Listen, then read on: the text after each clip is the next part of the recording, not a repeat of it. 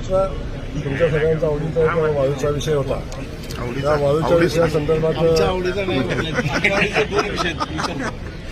आज वाळूच्या विषयासंदर्भात खास करून कलेक्टर आणि एसपी कुठे गेली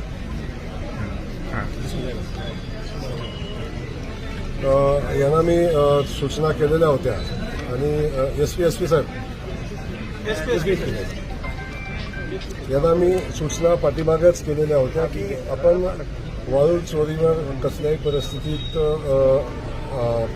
बंधन आणलं पाहिजे, वाळू चोरी बंद झाली पाहिजे. या संदर्भात काही सूचना मी कलेक्टर महोदयांना दिल्या होत्या, एसपी महोदयांना दिल्या होत्या. आज त्यामध्ये कारवाईला आता सुरुवात झालेली आहे. पहिल्या टप्प्यातल्या 5 लोकांना एमपीआयडी आजच लावलेला आहे. एमपीडी आजच लावलेला आहे. त्यातले मला वाटतं काही लोकांना अरेस्ट पण केलेलं आहे आणि काही 3 लोकांना ताब्यात घेतले. त्यांच्यावर त्यानुसार कारवाई मला वाटते महाराष्ट्रातली पहिली कारवाई असेल. एमपीआयडी वाळूच्या याच्यामध्ये लावलेली आहे की पहिल्या टप्प्यातली कारवाई आज झाली. 3 लोकांना ताब्यात घेतलेलं ते काय माझं काम नाही, एसपी सांगतील. पण 5 लोकांना पण आत्ता पहिल्या टप्प्यामध्ये लावतोय. पण मी या माध्यमातून पहिला वाळू चोरांना इशारा आहे, आता सावध, कुणालाही सोडणार नाही. कुठलीही राजकीय शक्ती त्याच्यामध्ये आडवी आली तरी त्याचंही ऐकलं जाणार नाही. वाळूच्या बाबतीत धोरण क्लिअर आहे.